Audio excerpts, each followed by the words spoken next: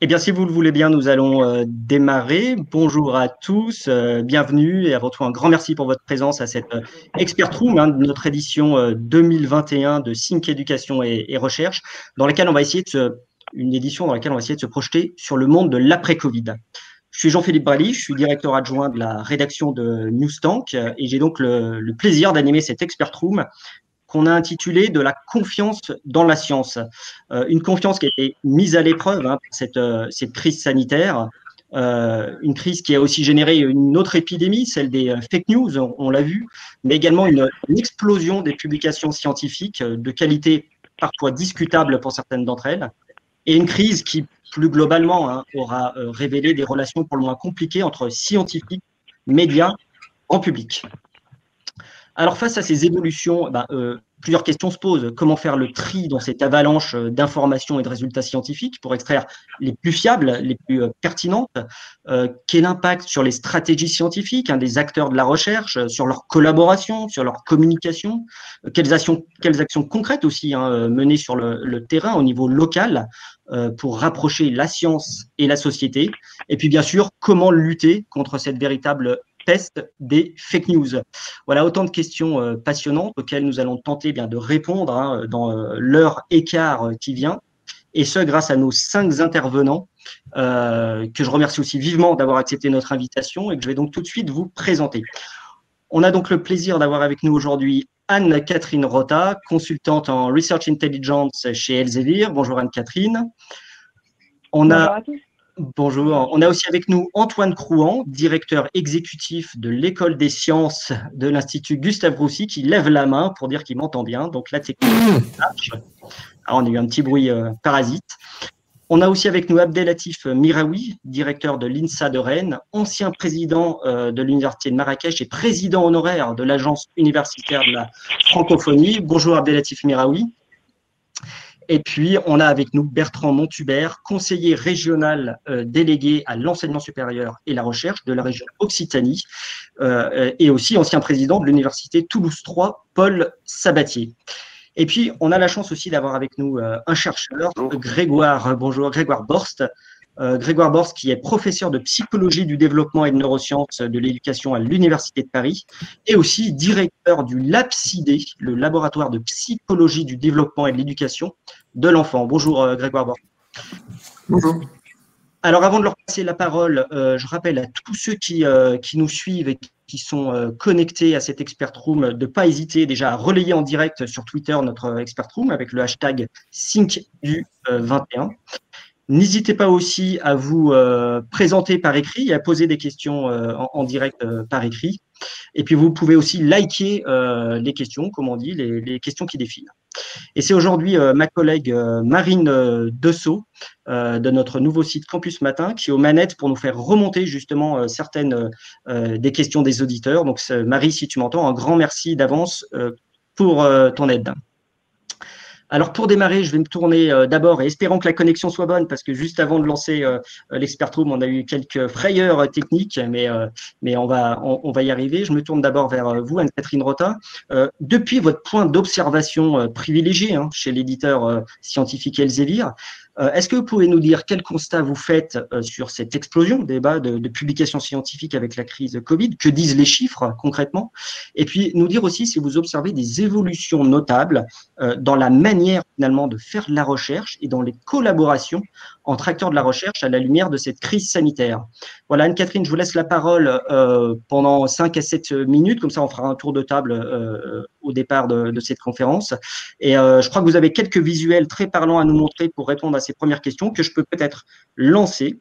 Espérons que tout marche bien, mais normalement on a fait les tests, donc ça doit être possible. Je vais aller le chercher. Alors, il y en a plusieurs qui se sont mis, mais je vais chercher celui d'Elsevier qui doit être celui-là. Expert Room, voilà, choisir ce média. Et normalement, si la magie de la technique opère, tout le monde le voit. Anne-Catherine, vous le voyez, votre slide? Je vois, oui, la dernière diapositive, voilà la première. Parfait. Très bien, je vous laisse la parole. Je dois pouvoir, et j'espère pouvoir… le faire défiler avec la petite flèche à droite. Le faire défiler. Alors, attendez. Il n'apparaît plus, petit réglage, voilà. Donc, je peux les faire je vais vous les faire défiler et vous mettre la deuxième slide qui doit apparaître à l'écran. C'est oui, bon non, d'accord, ça y est, c'est bon? J'y suis, Très bien. bon pour moi. C'est à vous. En effet, j'ai la chance d'être dans un poste d'observation des dépendances de la recherche, travaillant comme consultant dans les activités de Research Intelligence d'Elsevier. Donc, cette idée d'être expert de l'information scientifique en combinant données et technologies. Alors, clairement, on a des chiffres très parlants sur cette complexité de la recherche actuelle, avec un volume de publications faramineux sur le Covid. On atteint les presque 75 000 publications depuis le début de la pandémie, ce qui signifie l'immédiateté de la publication, ce qui signifie aussi de la pression pour publier, et également, il ne faut pas perdre de vue les rétractations qu'on a pu entendre sur certaines publications. Donc, comment savoir que lire? C'est un vrai problème. On voit une intensité de citation par effet d'entraînement, effet boule de neige. Ce qui m'intéresse plus sur ce slide, c'est de mettre en évidence la proportion de collaboration internationale qui n'est pas si grande, à 20%. Alors, les experts mettent comme hypothèse le poids de la recherche clinique et l'ancrage local qui est nécessaire sur la problématique du Covid.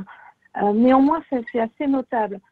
Pour ce qui est des disciplines représentées, c'est assez notoire de voir qu'on a plus d'un tiers des publications qui sont dans des champs finalement au-delà de la recherche purement médicale ou en immuno ou en biochimie ou en pharmaco.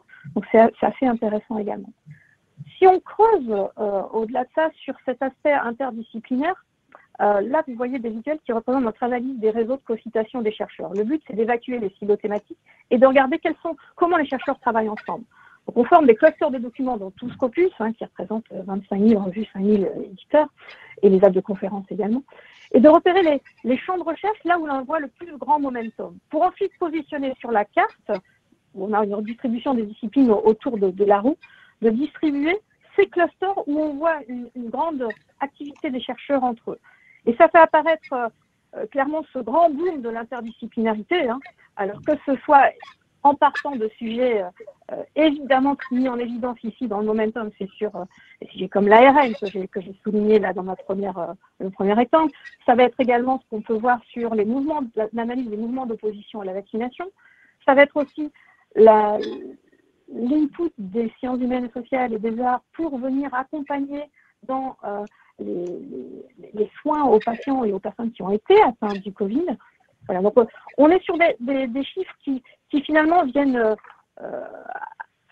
apporter de la matière sur les constats qui sont partagés par tous. La question maintenant, c'est de savoir comment réagir à ça. Et là, on voit des réactions extrêmement variées. Moi, je souhaitais partager avec vous un témoignage de l'université de Hong Kong Baptist University, les propos de la vice-présidente associée pour la recherche, Alison Roy. La vidéo sera mise à disposition par les liens. On est sur quelque chose d'assez remarquable en termes de pragmatisme. Et c'est pour ça que j'ai choisi ce témoignage par rapport à la manière dont ils ont adapté leur stratégie de recherche. Clairement, on est sur une université ou une école qui est face à un immense test, comme tout le monde, mais nous aussi, enfin, en termes d'adaptabilité et de résilience. L'université, elle est fragilité dans toutes ses dimensions, et on voit tout de même la science, l'importance de la science réaffirmée tous les jours. Alors, les objectifs de l'université, de cette université de Hong Kong, sont restés les mêmes. Proposer le meilleur enseignement, poursuivre la recherche d'excellence et monter en capacité, monter en puissance. Cela dit, ça les a amenés à modifier drastiquement leur plan stratégique, qui était pourtant relativement récent, avec des actions pour se mettre en ordre de bataille pour lutter contre la pandémie. La première chose, ça a été, je vais rester sur ce slide-là, c'est cette organisation avec 6 laboratoires interdisciplinaires comme fondation, les fondations de leur recherche, pour éviter les silos et aussi structurer les initiatives individuelles des équipes avec cet accompagnement pour monter en puissance. C'est également de revisiter les fondamentaux qui étaient déjà là, mais avec un impact sur les communautés qui n'a jamais été aussi important. Et cette confiance qu'on va se construire, c'est sur l'expertise. Donc, avec beaucoup d'humilité, ils ont créé des programmes de petite taille au départ, de Covid Rehab, pour accompagner des populations locales qui avaient été atteintes du Covid, en combinant les bénéfices de la médecine chinoise en termes de s'immuniser, de protéger avec des barrières, et en combinant avec d'autres aspects. Sur la partie financement, c'est de privilégier des financements aux projets interdisciplinaires, donc de vraiment accompagner ce développement. Quand tu pars du campus à The Living Lab, c'est vraiment d'être sur un lieu d'expérimentation pour, par exemple, le traçage, en donnant la bonne articulation entre la protection de données personnelles et un traçage efficace. Et la dernière brique sur laquelle je voulais porter votre attention, Fortifying Research Talents, où il s'agit de repérer l'expertise pour des recrutements ou des collaborations qui font sens pour venir servir les objectifs et les priorités qui auraient dû être encore plus à préciser et affirmer. Alors, sur ce dernier point, je voulais porter votre attention sur notre portail sur l'expertise et les collaborations sur le Covid-19, qui est un portail web. Alors, le nombre de visiteurs uniques par mois montre l'intérêt. On est à 60 000 visiteurs en décembre dans le monde, 2000 ne serait-ce qu'en France en janvier. L'idée est de mettre en évidence cette expertise, en l'occurrence là sur le Covid. Je prendrai un exemple. C'est le cas qui nous a été reporté par le Dr Rao, donc de l'hôpital de Bangalore. Leur équipe s'est aperçue que leurs travaux en immunologie, dans le domaine de la cancérologie, pouvaient tout à fait être pertinents pour venir contribuer à des essais cliniques pertinents pour lutter contre la pandémie. Encore fallait-il trouver les bons experts en virologie pour poursuivre les bons essais cliniques.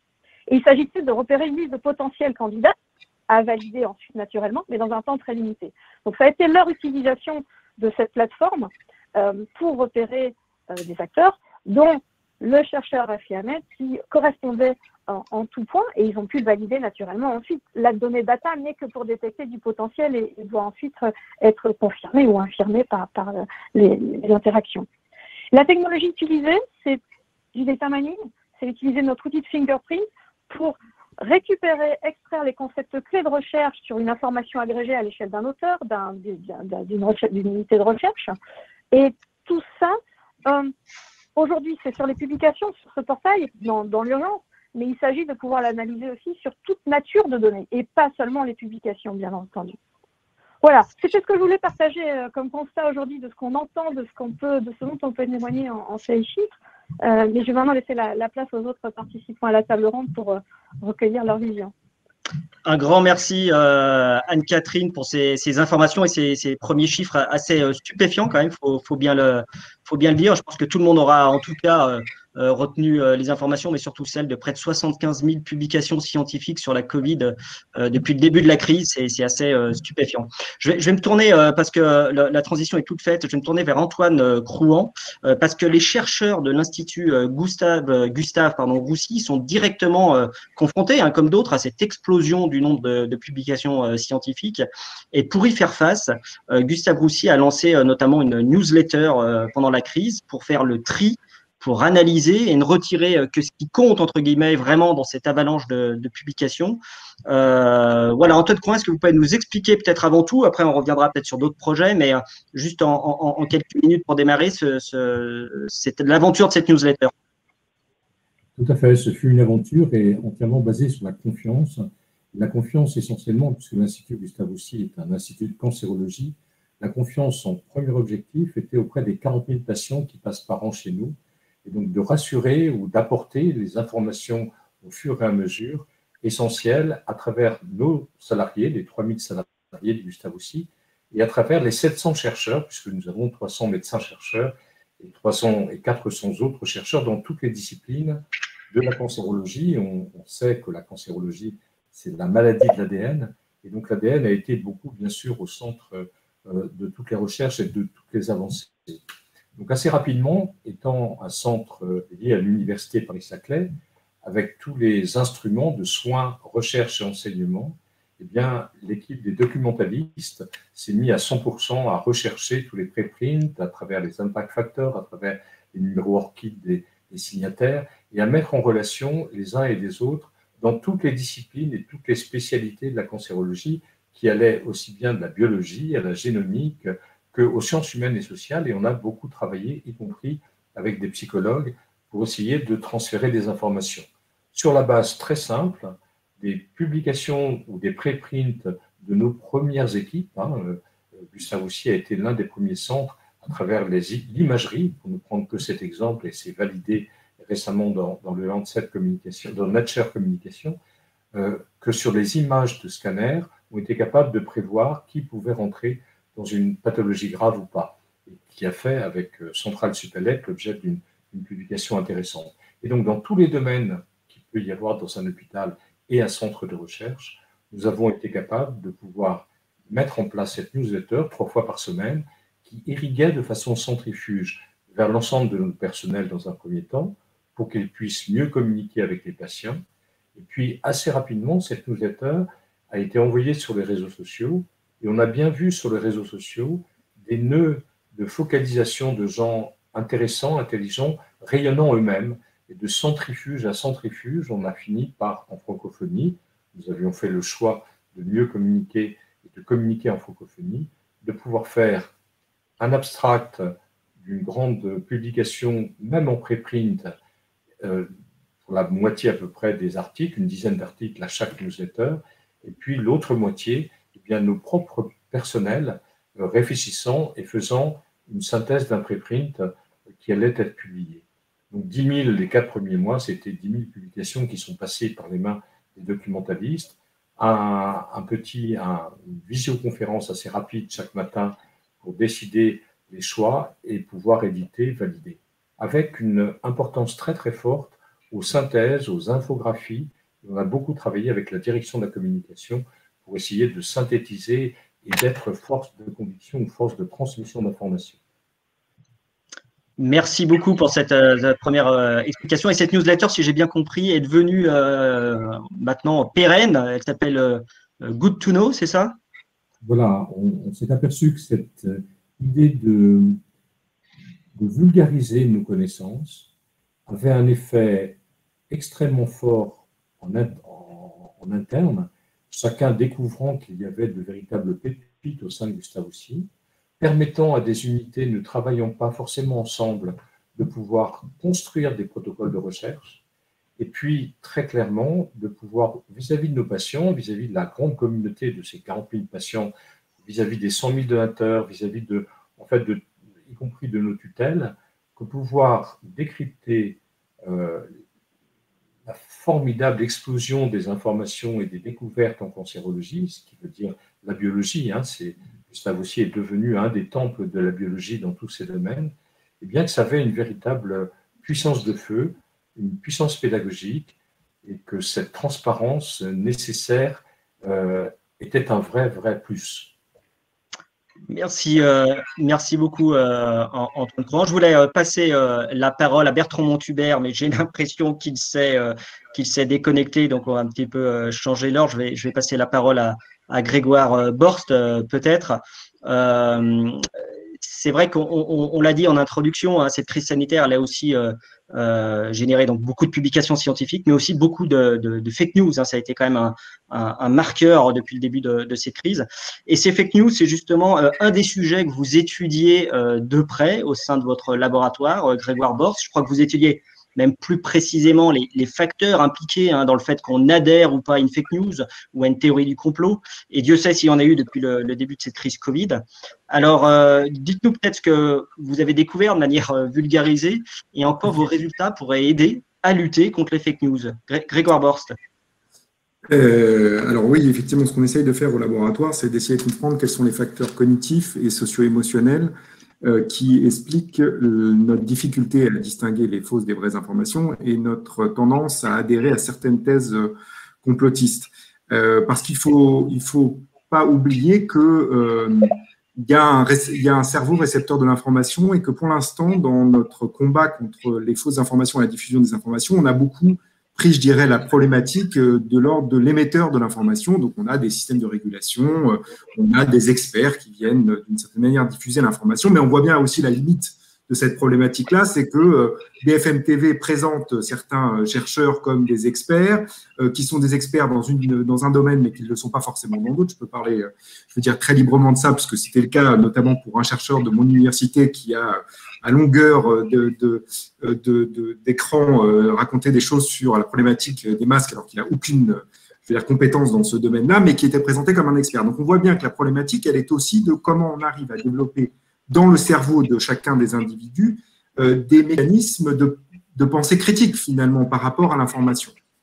Alors, on sait tous que la problématique des fausses informations est une problématique vaste puisqu'elle se diffuse rapidement sur les réseaux sociaux. Elle ne représente pas fondamentalement énormément d'informations. C'est-à-dire que si on prend la proportion de fausses informations par rapport au nombre d'informations véridiques qui circulent dans les médias, évidemment, il y a une proportion beaucoup plus importante d'informations réelles, véridiques en tout cas, qui circulent dans les médias. Néanmoins, elles ont la particularité d'être beaucoup diffusées, notamment sur les réseaux sociaux, avec une problématique qui est la nôtre, qui est que en fait, les gens sont extrêmement critiques et ont très peu de confiance dans les médias. C'est-à-dire que si vous regardez, par exemple, les recherches qu'ont pu faire Ipsos sur cette question-là, les gens sont défiants par rapport à l'information qui est véhiculée dans les médias, mais ils sont très confiants, par exemple, dans l'information qui est passée par quelqu'un qu'ils connaissent dans la vie réelle. Donc, on voit bien les phénomènes de caisses de résonance qui peuvent s'opérer ici. Finalement, vous avez des clusters. Alors, j'étais très heureux d'entendre qu'il y avait des clusters, je dirais, vertueux qui peuvent s'opérer dans les réseaux sociaux, mais généralement, c'est plutôt l'inverse qu'on observe, c'est-à-dire des clusters qui vont se renforcer mutuellement et qui vont diffuser, en fait, très fortement des fausses informations et qui vont développer un certain nombre de tests hypothèses qui, tout d'un coup, peuvent exploser et, tout d'un coup, diffuser très fortement. Alors, pourquoi? Parce que on a un certain nombre de biais, on le sait bien quand on est scientifique, c'est pour ça qu'on utilise la méthode scientifique, c'est qu'on sait que dans le cerveau humain, il y a un certain nombre de biais. Alors, on peut passer par exemple du biais de confirmation, qui est notre tendance finalement à aller chercher l'information qui est cohérente avec ou qui est concordante avec les croyances qu'on peut avoir sur le monde, et que sans méthode scientifique, d'une certaine manière, on est très vite sujet à ce type de biais d'attribution causale. On voit deux événements, une co-occurrence de deux événements, on va considérer qu'il y a un lien de cause à effet entre ces deux événements. Et puis, finalement aussi, la valeur, je dirais souvent, une fake news, elle a pour notre cerveau une valeur nouvelle, il y a un caractère de nouveauté. Généralement, elle est plus sensationnelle, donc elle est aussi plus appétitive d'une certaine manière pour notre cerveau. Ce qu'on sait surtout, c'est que tout ce qu'on a mis en place aujourd'hui pour contrer les fausses informations, ça ne fonctionne pas.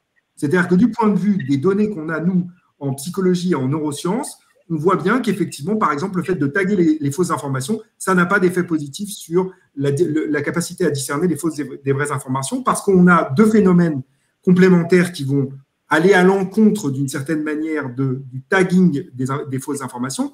La première, c'est ce qu'on appelle l'illusory truth, enfin la vérité illusoire, c'est-à-dire que si je représente des informations, plus elles sont familières, plus on a l'impression qu'elles sont vraies. Donc, on voit bien la problématique. Si je fais les décodeurs et que je représente des fausses informations aux gens, finalement, au bout d'un certain moment, ils vont oublier les tags associés à ces fausses informations et ils vont considérer que l'information était vraie. Première problématique. Et la deuxième problématique, c'est le fait que si vous oubliez de taguer une fausse information, les gens vont considérer que tout ce qui n'est pas tagué constitue une véritable information. Et donc là, on voit bien la problématique qui peut se poser à nous. C'est-à-dire que si on considère que Facebook, Twitter constitue notre cortex préfrontal et constitue notre pensée critique, on fait un choix complexe parce qu'on considère que ces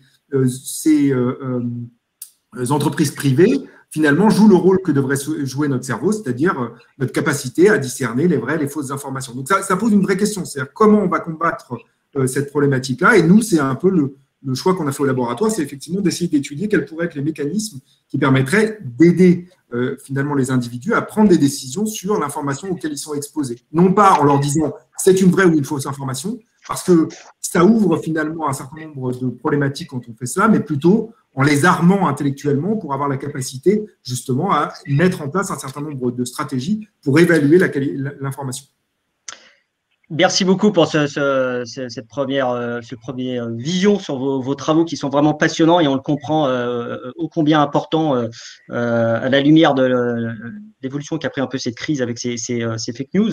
Et c'est vrai que vous avez des résultats qui vont un peu à contre-courant qu'on se pourrait penser, donc c'est vraiment passionnant. Je voulais peut-être vous faire réagir parce que ce sujet vous tient tellement à cœur que je crois que vous aviez même proposé à l'université de Paris, hein, c'est ça, à laquelle vous appartenez, la création d'un institut de combat des fake news.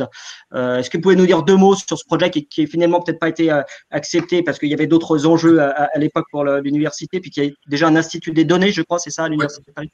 Tout à fait. Alors, entre-temps, entre le moment où on s'est parlé et le moment et aujourd'hui, il y a eu quelques évolutions. Donc, l'université a un peu pris conscience. Je pense que après ce qui s'est passé le 6 janvier 2021, on a un peu pris conscience de la réalité de ce que pouvaient produire les fake news et les thèses complotistes dans la vie quotidienne. Je parle évidemment de l'envahissement du Capitole aux États-Unis. Donc, l'Université de Paris s'est rendu compte que ça pouvait être une thématique importante, mais c'est vrai qu'on va mettre en place dans l'Institut des données, qui est un des instituts interdisciplinaires de l'Université de Paris, une branche autour de la problématique justement de l'étude interdisciplinaire des fake news et des thèses complotistes. Et il y a un vrai enjeu parce que c'est évidemment l'enjeu, c'est de faire converger les disciplines et de croiser les regards interdisciplinaires sur cette question-là. Et puis la deuxième idée, c'était un peu une idée, je dirais, dont on avait commencé à discuter, c'est-à-dire l'idée de peut-être pouvoir être effectivement une interface entre le monde de la recherche et le monde des médias, parce que effectivement, c'est pas forcément évident pour les journalistes d'identifier qu'est-ce qui constitue l'expertise, qui est un expert dans quel domaine, et c'est peut-être aussi ça l'enjeu d'un centre comme celui-là. Merci beaucoup pour cette précision et ça montre un peu votre dynamisme sur le sujet pour faire bouger les choses au sein même de l'Université de Paris. Je vois qu'on a retrouvé Bertrand Montubert. Est-ce que vous nous entendez, Bertrand Montubert? Je vous entends, j'espère que j'en ai de même pour vous. Oui. Désolé, on a des gros problèmes de connexion aujourd'hui à Toulouse. C'est pas de chance, c'est tombé. Non, c'est pas de chance. On va profiter que ça a l'air de marcher pour l'instant pour peut-être vous faire réagir, parce que c'est vrai que cette crise, elle a aussi révélé un problème de communication, on le voit, de lien entre les scientifiques, le grand public et les décideurs politiques.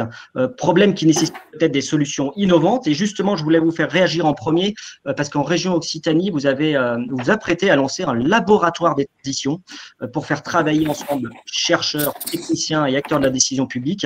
Est-ce que vous pouvez déjà nous expliquer d'abord en quelques minutes ce projet de laboratoire des transitions, Bertrand Montubert? Oui, avec plaisir, bien sûr. Donc, ce laboratoire des transitions est destiné à rapprocher effectivement les acteurs de la décision publique et les acteurs de la science, parce que finalement, c'est un constat qu'on connaît depuis très longtemps, ce sont deux mondes qui évoluent de manière assez séparée et avec souvent assez peu de connaissances réciproques. Je pense que c'est important de parler dans la réciprocité, hein. Je suis mathématicien, je suis chercheur et on s'est beaucoup plaint chez les scientifiques du fait que les responsables politiques connaissaient insuffisamment la mécanique de la recherche et de la science, qui est souvent vrai. Mais il est important aussi que, bien entendu, les scientifiques aient bien conscience de l'ensemble des processus de décision politique pour pouvoir aussi savoir comment, en particulier, communiquer en dehors de la sphère strictement académique, hein, mais bien entendu de la sphère du grand public, et c'est bien ce dont nous parlons ce matin. Et l'idée du laboratoire des transitions, justement, est là pour essayer de construire un espace virtuel, hein, dans un premier temps, pas forcément physique, mais en tout cas avec des rencontres, on espère, physiques le plus vite possible, entre des chercheurs et des acteurs de l'édition publique autour des questions des grandes transitions, de manière à ce que, d'une part, eh bien, les acteurs de la décision publique, alors qu'est-ce que j'appelle les acteurs de la décision publique? Ce sont aussi bien des élus que des techniciens dans les administrations, mais ça peut être aussi des responsables administratifs, des cadres dans des entreprises qui vont être amenés à prendre des décisions qui vont avoir un impact dans la société, donc en particulier avec la question des grandes transitions, comme la transition écologique, énergétique ou la transition numérique, par exemple, eh bien, faire en sorte qu'ils puissent se nourrir au mieux des travaux de la recherche, mais aussi que réciproquement, les chercheurs puissent être en lien étroit avec ces acteurs de la décision publique, de manière à pouvoir identifier quelles sont leurs contraintes, quels sont les éléments de compréhension, peut-être aussi parfois de consensus qu'il faut arriver à faire émerger pour que ceux-ci prennent des décisions. Je pense qu'il y a quelque chose, par exemple, qui est tout à fait intéressant à regarder, qu'on connaît bien aujourd'hui, hein, qui sont les travaux que le GIEC a pu conduire et qui a réussi à faire émerger des éléments de consensus scientifique avec des éléments de présentation dont peuvent se saisir les acteurs publics et ça a joué un rôle absolument fondamental dans ces dernières années pour la prise de conscience de ce phénomène de changement climatique extrêmement important. Je crois qu'on a besoin d'avoir des espaces sans doute comme le GIEC, ça c'est au niveau académique, mais aussi des espaces d'interface entre ces acteurs de la décision publique et les acteurs scientifiques, pour que dans des moments comme celui que nous vivons aujourd'hui, eh bien, une capacité à se comprendre encore une fois réciproquement. On a pu voir ces derniers temps combien d'une part, vous voyez d'abord la recherche en train de se faire, et permettez-moi juste une parenthèse d'abord pour saluer quand même le travail absolument extraordinaire de la recherche scientifique au niveau mondial, parce que avoir réussi à aller aussi vite déjà dans l'identification des mécanismes de la Covid-19, d'une part, d'autre part dans l'élaboration du vaccin, je crois qu'il faut quand même saluer ce tour de force absolument exceptionnel qui probablement n'aurait pas pu se tenir même il y a 20 ans ou 30 ans dans les mêmes conditions. Ça, c'est quand même un élément que je voulais évidemment dire. Mais on a vu aussi, dans le même temps, combien beaucoup de personnes, et jusqu'aux plus hauts responsables politiques, ont pu être un petit peu perdus face à certains discours scientifiques tenus soit dans des cercles scientifiques, soit le plus souvent en dehors des cercles scientifiques, et très souvent donc en dehors des normes de ce qui est finalement la confrontation des idées scientifiques, et qui, par rapport à cela, eh bien, ont été en très grande difficulté pour prendre les décisions qui s'imposaient. Merci pour ce premier panorama, et vraiment cette initiative du laboratoire des transitions est vraiment intéressante. Et si j'ai bien compris, peut-être une petite précision, il y a aussi un objectif vraiment de territorialiser, si j'ai bien compris, via ce laboratoire, les résultats de la recherche, de voir vous avez parlé du changement climatique, de voir l'impact très concret à Toulouse, à Tarbes et dans les autres villes, par exemple.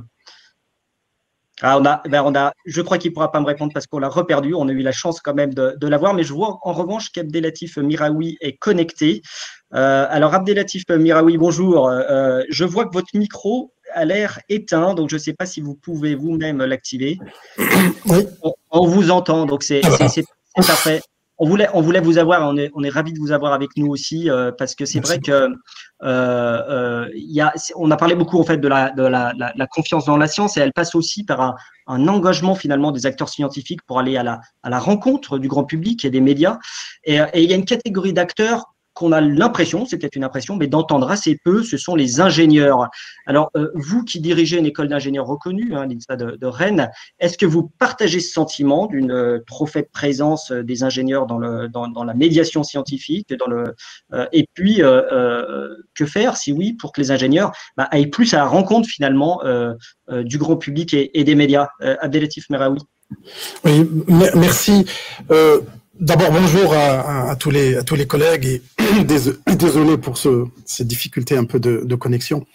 Oui, effectivement, je pense qu'on a un certain nombre de paradigmes qu'il faudrait qu'on revoie aujourd'hui, et on a constaté finalement pendant cette crise de Covid l'absence en quelque sorte un peu d'intermédiaires sur le plan scientifique. En tout cas, les ingénieurs étaient absents parce qu'on se rend compte qu'il y a peut-être quelque chose à remplir comme fonction vis-à-vis de ces jeunes.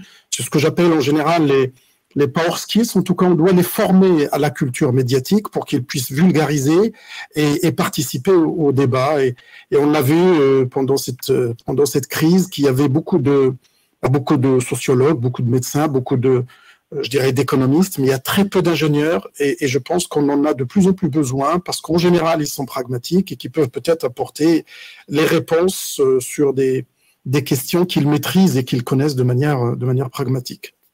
Est-ce que ça va devenir, vous qui venez de prendre la direction de l'INSA de Rennes depuis quelques mois, c'est ça, si je ne me trompe pas, est-ce que c'est parmi les priorités de votre mandat aussi de directeur de l'INSA de Rennes, d'accroître ce lien entre les élèves ingénieurs, votre école et le grand public? On a fait parler Bertrand Montubert de la région Occitanie, mais aussi envers les collectivités. Est-ce que ça figure en haut de la pile de vos priorités aujourd'hui? Oui, absolument. Absolument.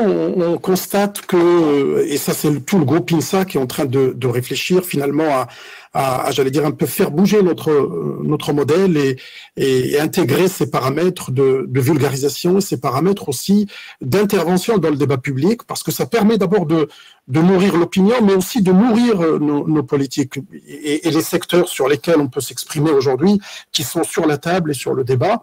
On a vu cette question de Covid, les questions de transition écologique, mais on voit également toute la partie dans le cadre du développement durable, la partie je dirais véhicules électriques, dans la partie énergétique, où il y a des fois des fausses questions et des faux débats. Et je pense que les ingénieurs doivent prendre leur part parce qu'il y a des fois des questions qui sont pragmatiques auxquelles il faut répondre pour que l'opinion publique puisse se nourrir, j'allais dire, de données efficaces pour qu'ils puissent prendre leur position.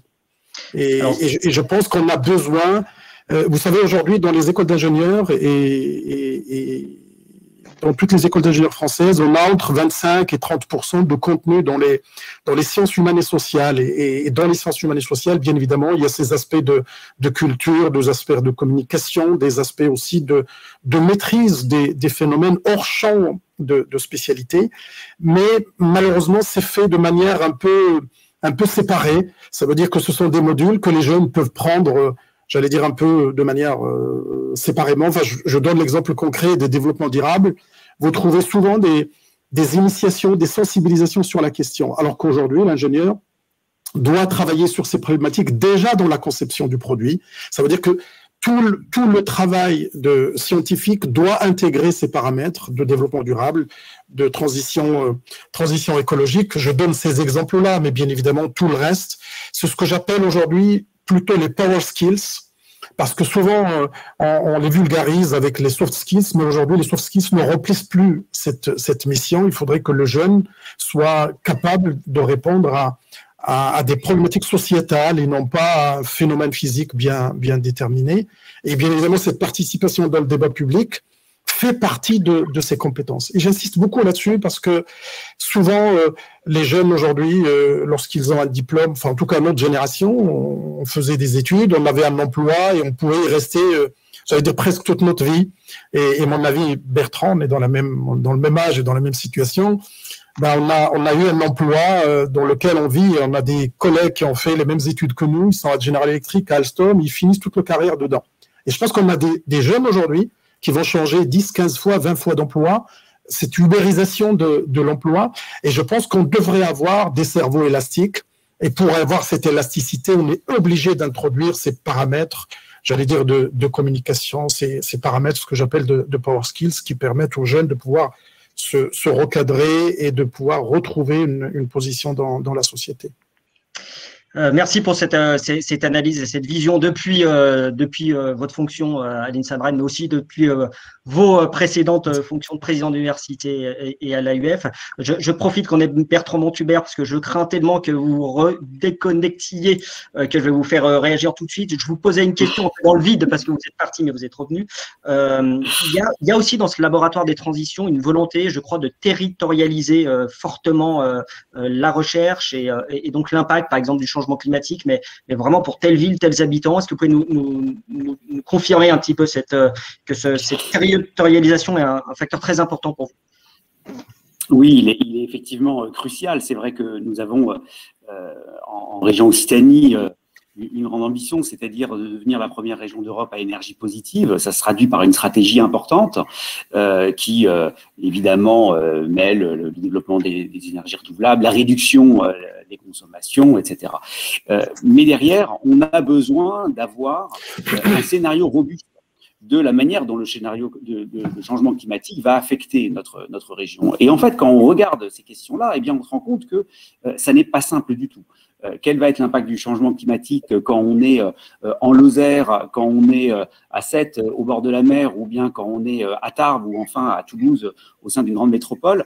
Évidemment, les conditions vont être extrêmement différentes et aujourd'hui, la recherche n'est pas toujours encore très claire parce que c'est tout simplement complexe, bien entendu. La science du climat, qui a fait des progrès absolument fantastiques, se développe autour d'un modèle global du climat et qui est la façon d'approcher évidemment les phénomènes physiques qui sont à l'œuvre ou physico-chimiques qui sont à l'œuvre dans le domaine climatique. Mais derrière, la manière dont ça va s'inscrire de manière effectivement territorialisée est particulièrement difficile. Et donc, on a besoin de travailler avec les scientifiques. Si on prend la question du maire d'une petite commune dans notre région qui va vouloir prendre des décisions pour sa commune. Parce que, par exemple, il va vouloir développer les énergies renouvelables. Mais là, il y a plusieurs possibilités pour les énergies renouvelables. Il y a le photovoltaïque, il y a l'éolien, il y a peut-être la géothermie, il peut y avoir diverses manières de le faire. Quelle décision va-t-il prendre s'il n'a pas des éléments extrêmement fins sur la manière dont le changement climatique va l'affecter. C'est évidemment des décisions urbaines qui doivent être prises, etc., etc. Et donc là, il y a besoin de travailler au plus près de la science et dans le même temps, il y a besoin pour les chercheurs d'être en lien justement avec la manière dont les maires, par exemple, vont être amenés à prendre des décisions urbaines. Et très souvent, les scientifiques, j'ai échangé avec beaucoup d'entre eux dans le domaine climatique, eh bien, n'ont pas forcément ce lien, mais sont désireux de le créer. Donc, effectivement, vous avez raison, ce laboratoire des transitions, il est là pour une approche extrêmement locale, de manière à ce que chacun puisse devenir un acteur de la transition grâce à la science. Merci. On va essayer de voir s'il y a des questions du public à relayer. Je vais inviter sur scène ma collègue Marine Dessau, qui est dans une salle juste à côté, donc je la vois. Normalement, elle me sourit, donc c'est bon, elle arrive. Voilà, Marine, je te laisse la parole pour savoir s'il y a des questions éventuelles à relayer. Oui, en effet, Jean-Philippe, on a quelques questions. Alors, notamment, on a une question plutôt de sémantique. Pourquoi est-ce que le terme de fake news est approprié? Est-ce qu'il est pertinent et il ne risque est-ce qu'il c'est plutôt pour vous, Grégoire Borst, est-ce qu'il ne serait pas voilà, plutôt est-ce que ce serait pas plus complexe que ça? Une autre question, c'est à quel niveau pouvons-nous croire les chiffres qui sont présentés au public dans les télés et les radios? Donc comment est-ce que le public, également, comme vous le dites, on apprend à former les gens et à savoir, à ce qu'ils sachent justement différencier une fake news d'une vraie information, voilà, quels sont des éléments de dissociation entre fake news et vraie news. Grégoire Borst, je crois que c'était à vous de répondre sur ce terme fake news. Est-ce qu'il est approprié ou un peu fourre-tout? Il est approprié, non, bien sûr. C'est toujours mieux de dissocier ce qui est de l'ordre de la désinformation, de la mésinformation, d'essayer de déterminer quelle peut être, par exemple, effectivement, la volonté de produire l'information erronée ou pas. Il y a évidemment toute cette question-là. Maintenant, du point de vue du récepteur de cette information-là, c'est tout à fait pertinent. C'est-à-dire que la question, c'est de savoir est-ce que l'information est vraie ou non. Bon, alors vous appelez ça fake news, fausse information, infox, vous appelez ça comme vous voulez. Enfin, ça reste, je veux dire, en tout cas dans le domaine, je dirais, des sciences exactes, il y a une information qui est fausse, il y a une information qui est vraie, vous l'appelez comme vous voulez, mais enfin, la question se pose pour le récepteur de l'information de ce point de vue-là. C'est à quel point il arrive à distinguer finalement entre une vraie et une fausse information. Que ensuite, pour la production de l'information, la question se pose de la différenciation de ces différents types d'informations. Oui, pour l'instant, nous, on n'est pas en mesure d'aller plus loin finalement que de demander aux gens de déterminer sur une échelle qui peut varier de 0 à 100 ou de 0 à 4, peu importe, à quel point ils pensent que l'information qui leur est présentée est vraie ou fausse, en fonction d'un certain nombre d'autres variables. Par exemple, la source de l'information. On sait que la source de l'information joue beaucoup plus en France qu'elle ne peut le jouer, par exemple, aux États-Unis.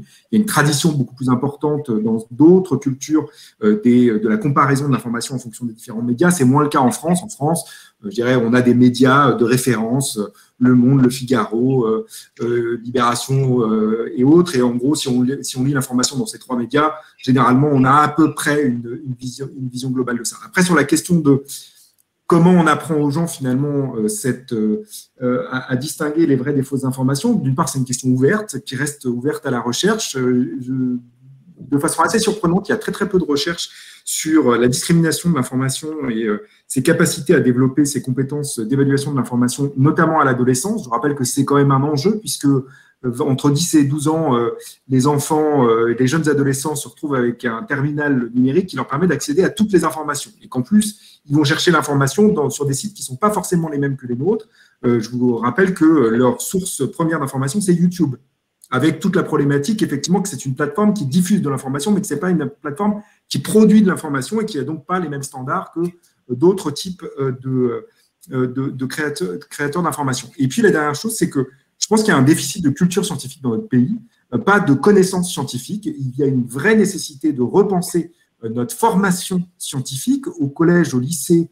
Et je dirais, moi, je dis toujours qu'il faut commencer dès le début, c'est-à-dire on pourrait le faire dès la maternelle. Mais il n'y a pas de culture scientifique. C'est-à-dire que oui, il y a de la connaissance scientifique, mais de la culture scientifique sur pourquoi on utilise une méthode scientifique, qu'est-ce que la méthode scientifique, qu'est-ce qu'elle apporte par rapport à d'autres méthodes et qu'est-ce qu'elle nous permet de faire d'une certaine manière sur justement l'évaluation de l'information. Ça, c'est quelque chose dont on voit bien qu'elle est absente je dirais, de notre culture et de notre société. Et on le voit aussi chez les décideurs publics. C'est-à-dire que tout d'un coup, on a de l'irrationalité aussi qui peuvent être du côté des décideurs publics parce que justement, ils n'ont pas été formés, contrairement à d'autres cultures. On voit bien qu'en Allemagne, le fait que la classe politique, d'une certaine manière, ait des doctorats par rapport en France, ça change fondamentalement la façon d'évaluer l'information et de diffuser l'information issue de la science. Et je crois que là, il y a un enjeu qui est capital, qui va largement au-delà de la production de l'information, qui est une question, je dirais, d'éducation et qui doit se faire aussi à l'université. C'est pour ça qu'à l'Université de Paris, l'enjeu, c'est qu'on est en train de mettre sur place pour l'ensemble des étudiants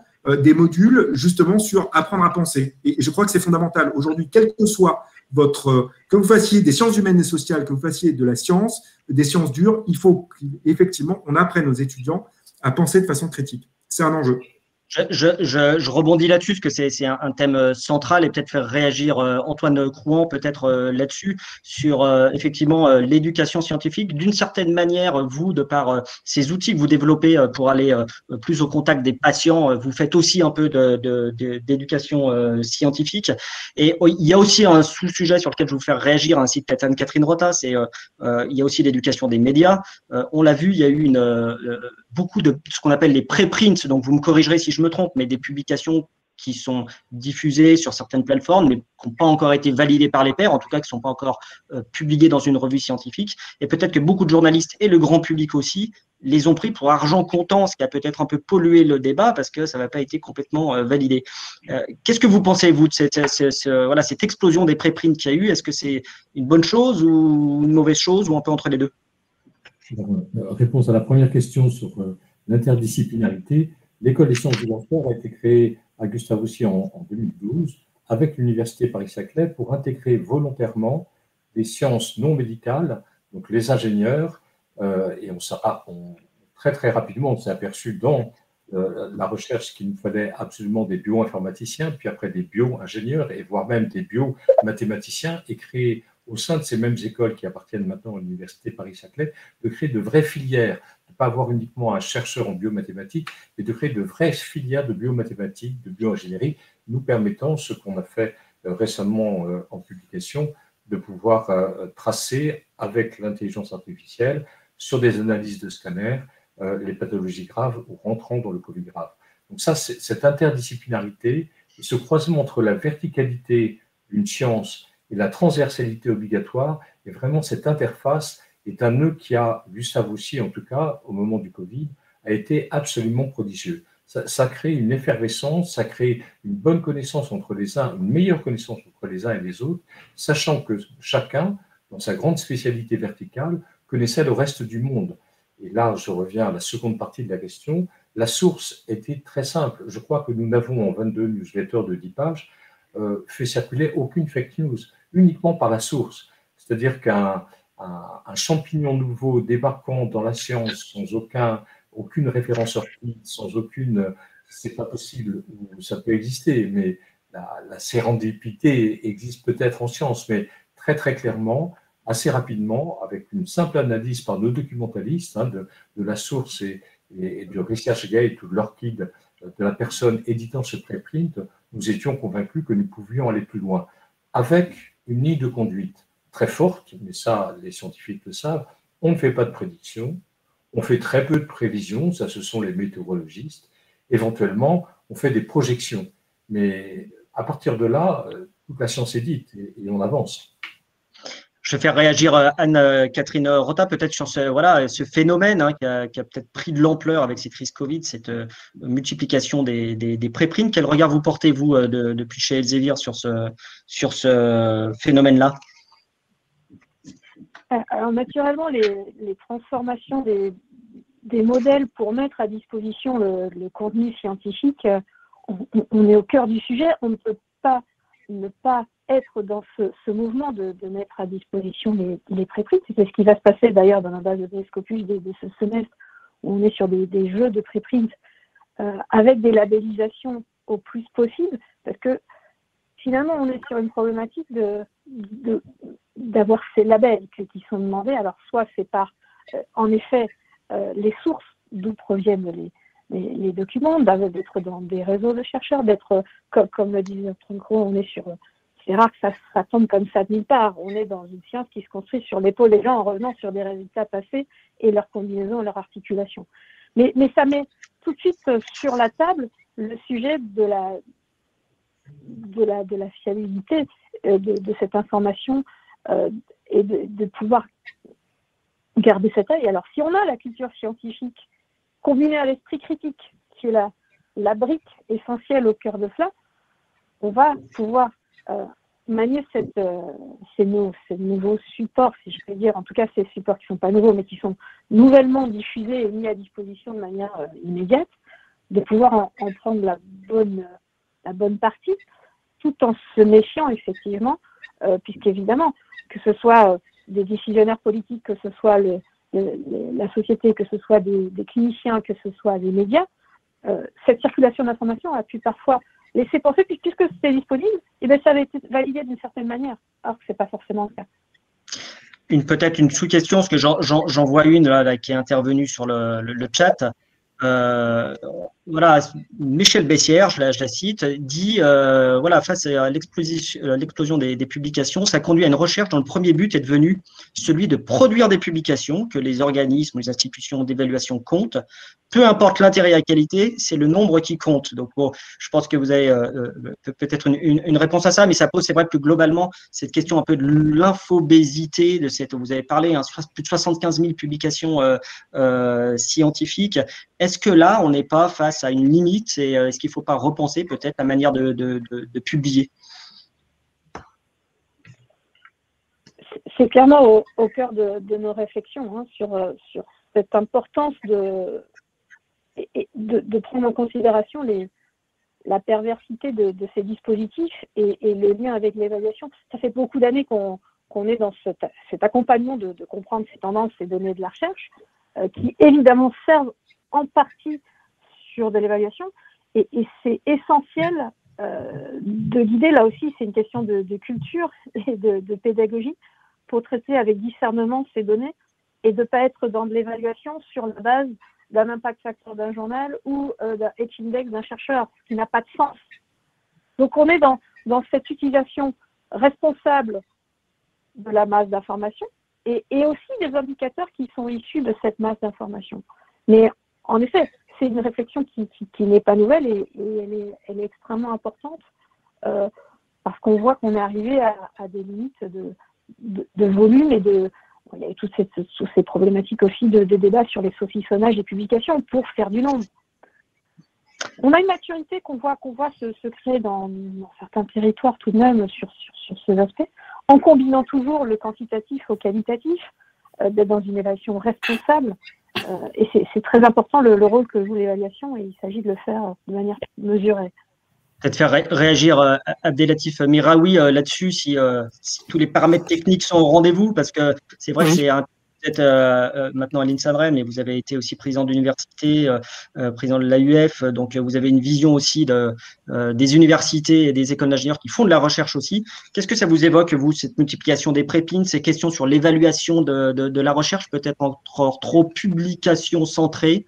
Est-ce que vous appelez, je crois, de vos voeux une recherche 4.0? Je crois que j'ai cru lire dans un de vos papiers récents. Oui, non, mais je rejoins ce que disait Anne-Catherine, et je pense que il y a maintenant une éducation aussi à faire et puis une formation à faire aussi par une formation chez les doctorants, chez j'allais dire un peu l'écosystème de recherche. Mais ça a déjà commencé parce qu'aujourd'hui, l'évaluation des enseignants-chercheurs et des laboratoires, il y a pas mal de paramètres d'impact qui rentrent en jeu. Je pense qu'on a initié ce processus depuis maintenant au moins les 10 dernières années. Bien évidemment, c'est pas encore au sens j'allais dire de l'efficacité qu'on peut prétendre, mais il faut absolument qu'on continue dans cette voie parce qu'il suffit pas simplement d'avoir un H-index qui est très très élevé. Bien évidemment, c'est ce qu'on souhaite, et quand on dirige de grands établissements, on a envie de faire travailler tous les enseignants-chercheurs. Il faut que la moitié du temps soit en enseignement, la moitié du temps en recherche, ce qui n'est pas toujours avec le système d'organisation que nous avons dans nos établissements francophones, qui est toujours pas très, j'allais dire pas très facile. Quand vous regardez le système anglo-saxon, vous avez des professeurs universitaires qui sont eux spécialisés dans la pédagogie. Et leur carrière peut évoluer justement parce qu'ils ont ce caractère spécifique. Alors que dans le milieu francophone, si vous n'êtes pas un bon chercheur, vous ne pouvez pas avoir une évolution sur le plan de la carrière. Et je pense que toutes les institutions sont questionnées sur ces questions. Aujourd'hui, il y a une prise de conscience. On le voit au CNRS, on le voit aussi avec le HCERS. On est de plus en plus, j'allais dire, questionné sur l'impact de nos travaux et aussi dans les établissements. Lorsqu'on essaie d'évaluer nos structures de recherche, on le fait. Mais je voudrais revenir sur un point qui était évoqué tout à l'heure en ce qui concerne, j'allais dire, un peu la grande disponibilité de l'information. Je crois qu'on a résisté dans les début des années 2000 et avec l'apparition j'allais dire, de l'iPhone, des smartphones depuis 2007, on a en quelque sorte un peu abdiqué sur le fait de pouvoir gérer l'accès pour les enfants, pour les jeunes et les moins jeunes à l'Internet. Aujourd'hui, on a libéré et je pense qu'on n'a plus aucun choix que d'éduquer. C'est d'avoir un esprit critique, c'est de développer cette capacité de pouvoir regarder le vrai du faux et de ne pas absorber tout ce qui se passe. Tout à l'heure, Grégoire a parlé de l'accès des jeunes qui est plutôt concentré sur YouTube, mais je prends par exemple n'importe quel site internet aujourd'hui avec les fake news et aujourd'hui avec ce qui s'est développé en ce qui concerne le Covid, où on fait croire que le Covid a été virus qui a été fabriqué spécialement pour nuire à l'humanité. Bon, bien évidemment, toutes ces questions, on doit absolument les traiter. Et je pense que le plus tôt possible, c'est le mieux. Mais moi, je dis dans l'université, nous ne pouvons pas nous dérober sur cette question parce que nous avons 5 ans, ça veut dire 10 semestres. Et je pense qu'on se doit absolument de pouvoir éveiller un peu nos futures générations à traiter ces questions. Vous parlez tous en filigrane de cette importance de l'éducation scientifique, finalement. Il y a un point qui a été soulevé d'ailleurs récemment par la loi de programmation de la recherche qui a été promulguée fin décembre. Il y a un article qui va imposer finalement aux dirigeants d'établissements de recherche publique d'avoir un doctorat ou un diplôme similaire. Je voulais faire réagir Bertrand Montubert là-dessus parce qu'au-delà des dirigeants d'établissements de recherche, il y a aussi les décideurs publics. Il y a très peu de doctorants, en tout cas dans la haute fonction publique. Je crois que c'est un sujet que vous aviez porté, Bertrand Montubert, mais vous me dites si je me trompe, quand vous travailliez avec Thierry Mandon. Est-ce que vous pouvez nous en dire 2 mots? Est-ce que cette loi recherche, c'est une bonne mesure selon vous? Alors c'est vrai que c'est un sujet que je porte depuis longtemps. J'étais avant l'animateur de Sauvons la recherche. On avait aussi cette conviction qu'on avait besoin d'avoir des décideurs publics plus nombreux, formés par la science. Cette notion de formation par la science est évidemment essentielle. Et c'est vrai que nous avons travaillé par la suite avec Thierry Mandon, Najat Vallaud-Belkacem en particulier, pour permettre l'accès de docteurs aux carrières de la haute fonction publique. Et aujourd'hui, on a dans les grands corps, tous les ans, des docteurs qui sont recrutés sur des contingents spécifiques. Et je pense que c'est une bonne chose. Après, évidemment, ça reste une goutte d'eau à l'intérieur de tout ce qu'il y a à faire et qui est absolument essentiel. Et la première des choses, bien entendu, c'est de concevoir effectivement quelle est la place de la science et quelle est la place de la culture scientifique. Donc sur la LPR, écoutez, en plus c'est une loi qui a suscité énormément de débats. Je ne sais pas si la mesure dont vous parlez apportera des progrès, en tout cas sur ce point-là, je l'espère. Mais je voudrais revenir sur cette question de culture scientifique en apportant plusieurs éléments. D'abord, le premier, c'est que il y a des activités de culture scientifique qui se développent de plus en plus, et là aussi, je pense qu'il faut vraiment saluer tous ceux qui s'investissent dedans. Ça peut être des chercheurs, ça peut être des enseignants, ça peut être aussi des associations. Nous avons la très très grande chance en région d'Occitanie d'avoir un réseau très important, très structuré, puisque nous avons créé le réseau Sciences en Occitanie, qui rassemble tous les acteurs de la culture scientifique, technique et industrielle, et qui ensemble échangent, progressent, montent des programmes de plus en plus ambitieux. Nous avons accueilli en 2019, je crois, le forum ESOF, European Science Open Forum, qui était un événement important, qui a amené beaucoup de monde sur la place du Capitole, par exemple, à aller à la rencontre des chercheurs, et c'était vraiment extrêmement positif. Donc cette culture scientifique, elle se déploie, mais je crois qu'il y a des pour lesquels il faut être particulièrement vigilant et qui sont les suivants. C'est consubstantiel de la démarche scientifique, en ayant en tête aussi qu'à un certain extrême, eh bien, le doute peut conduire finalement au trouble.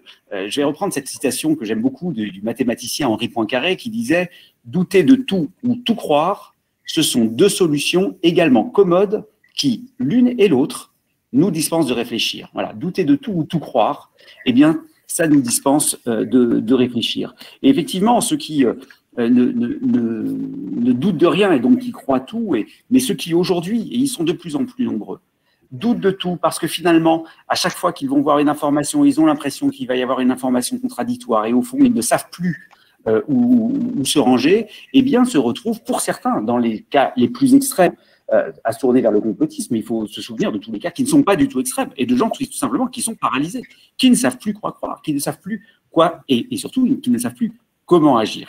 Et donc, dans la question de la culture scientifique, je pense qu'il faut être très vigilant à la fois en transmettant bien ce qu'est la démarche scientifique, la démarche de la recherche. Et en particulier, ce que nous avons vu avec ces 75 000 publications, c'est de la recherche en action. Ça n'est pas encore toujours de la science au sens où tous les processus scientifiques nécessaires n'ont pas encore eu le temps d'avoir lieu et de pouvoir constituer des savoirs constitués, justement. Et comprendre quelle est la différence entre le fait qu'à un moment donné, une contribution à la recherche scientifique peut apparaître, que ce soit sous forme de prépublication ou de publication d'ailleurs. Ça n'est pas la même chose qu'un savoir scientifique constitué. Ça, c'est un premier élément qui est important.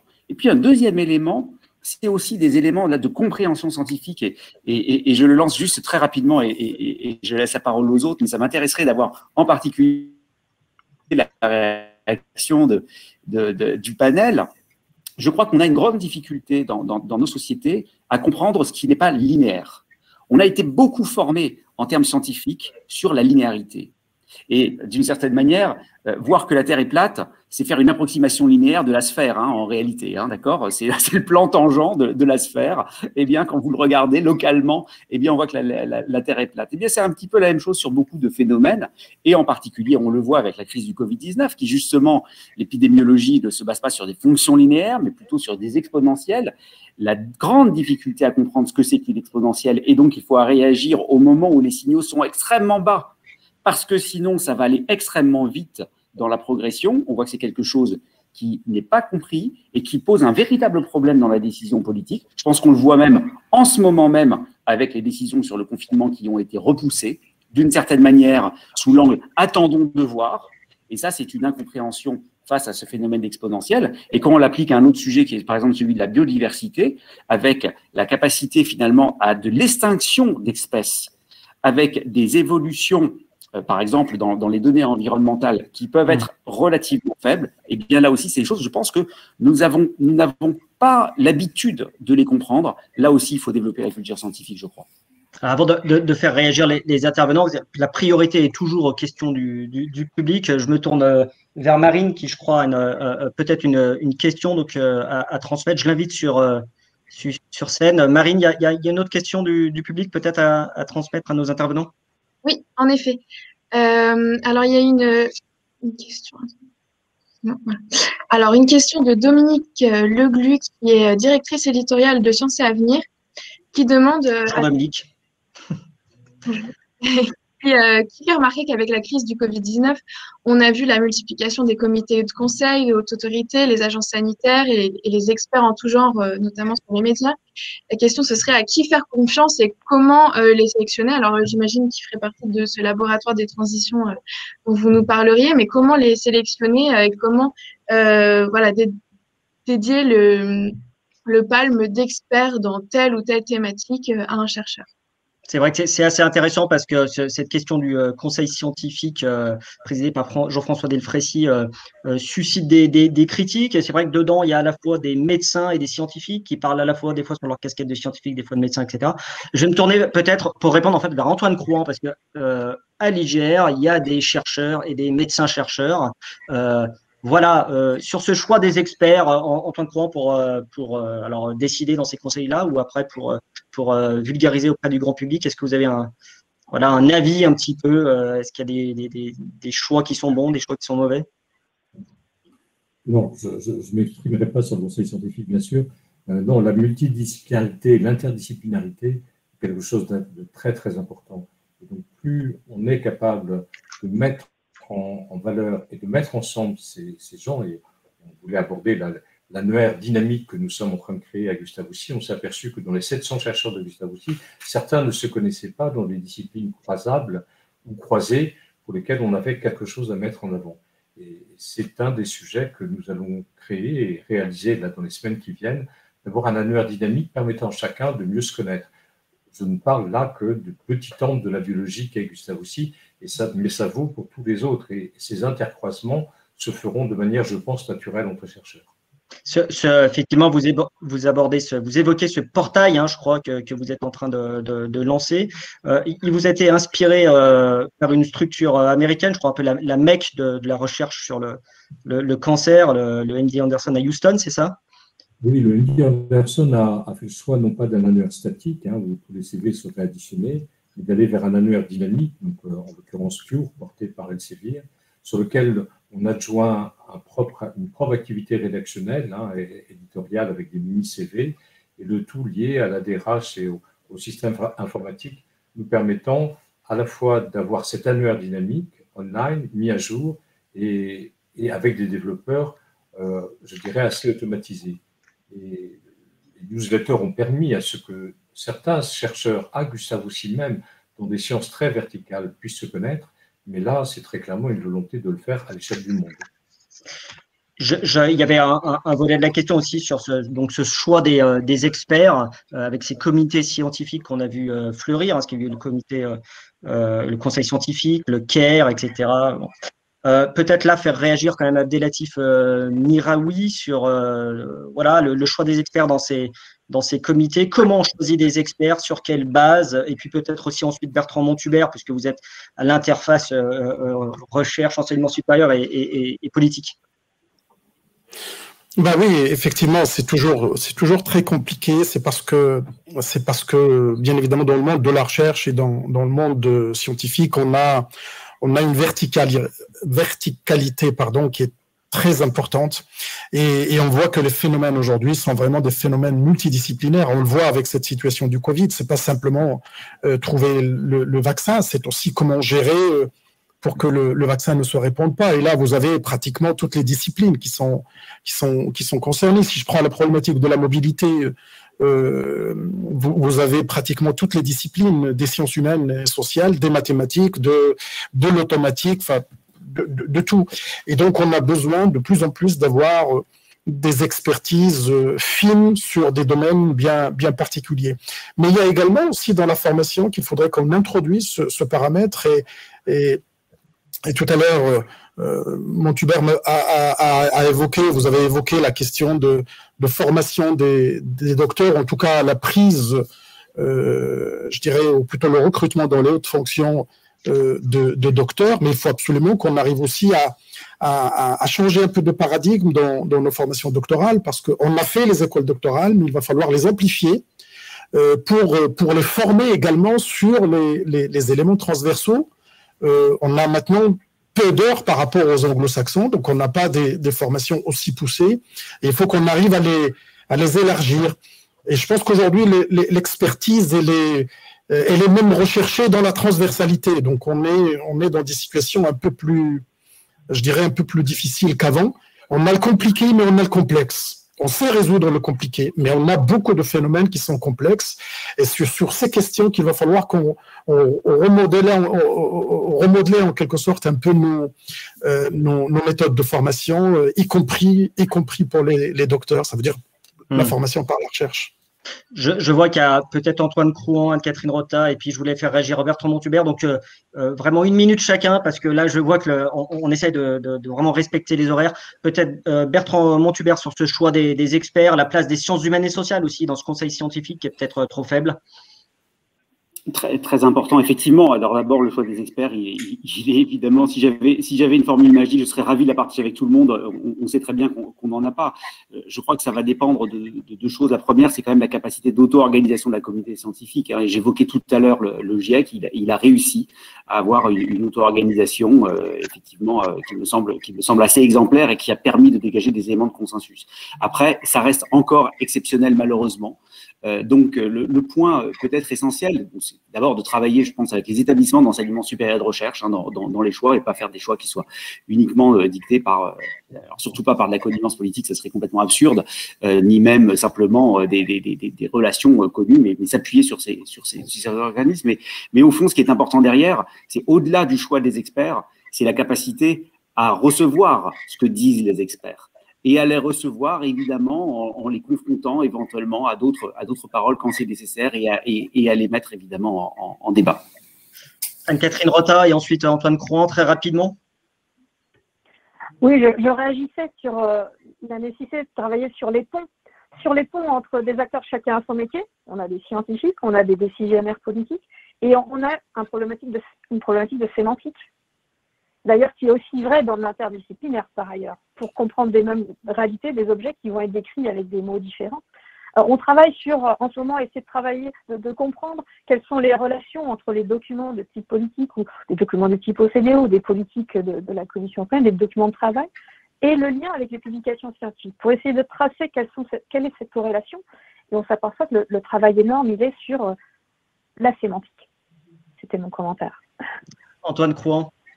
Oui, très important de faire des doubles formations, des graduate schools permettant dès la deuxième année à ce que des gens puissent avoir un double parcours au lieu d'un parcours du combattant. Donc les MD, PhD, PharmaD, PhD, ingénieur, PhD est une des possibilités sur lesquelles il faut œuvrer.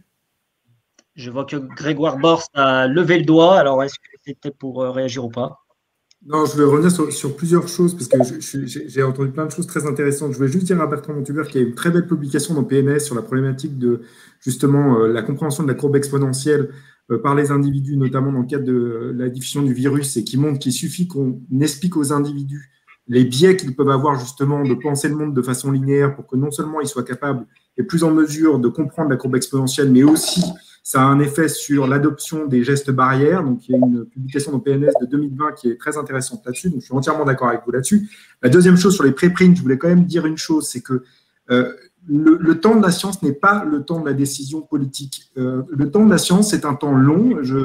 Moi, pour travailler dans le domaine de l'éducation, je passe mon temps à dire ça. Et c'était le recteur de Paris, l'ancien recteur de Paris, qui m'avait soufflé cette belle formule, qui disait qu'il y avait un conflit de temporalité entre le terrain et la science, et que je crois qu'un vrai risque avec les préprints, c'est qu'effectivement, et je suis désolé de le dire comme ça, c'est qu'on fasse de la science sur, finalement, non pas de la science, c'est-à-dire l'évaluation de la qualité méthodologique qui a été utilisée pour arriver à ces résultats, mais sur, finalement, le côté star des gens qui produisent les données. Et ça, je pense qu'il faut qu'on fasse extrêmement attention. Je pense que la question des préprints n'est pas réglée pour le moment et qu'il va falloir se poser collectivement une question là-dessus. Et la dernière chose sur laquelle je voudrais insister, c'est que je crois par contre beaucoup au fait que ouvrir la science, c'est-à-dire faire de la science collaborative, participative, nous, on le fait avec les enseignants sur des questions pédagogiques et que c'est un vrai vecteur de diffusion de la méthode scientifique et de l'explication de la méthode scientifique et de la méthode expérimentale. Et je crois que ça, c'est un levier. Les sciences du climat l'ont fait depuis très longtemps et je crois que c'est un enjeu de le faire dans d'autres domaines et dans d'autres disciplines parce que c'est un facteur de structuration et de diffusion de notre méthode dans la société et effectivement de transformation et de l'évaluation ensuite des résultats issus de la science. Eh bien, merci beaucoup à tous. Il est temps de conclure. Merci à tous ceux qui ont participé à cette expert room sur ces bouleversements finalement à l'œuvre dans la science. Sachez qu'un résumé, et je vois que oui, effectivement, il y a le programme de Sync qui continue, donc vous pouvez cliquer ensuite pour aller voir toutes nos autres événements. Un résumé de nos échanges sur cette expert room sera bientôt disponible sur notre nouveau site web Campus Matin. Notre événement continue. Il y a tout de suite un débat sur les nouveaux modèles économiques dans l'enseignement supérieur et la recherche. On espère vous y retrouver nombreux. N'hésitez pas à vous inscrire aussi aux autres tables rondes Expert Room programmées jusqu'à vendredi. Voilà, encore un grand merci à nos intervenants. Je crois qu'on peut les applaudir depuis derrière notre écran chacun pour le temps qu'ils nous ont consacré. Et bonne journée à tous. Merci beaucoup. Au revoir. Au revoir. Au revoir.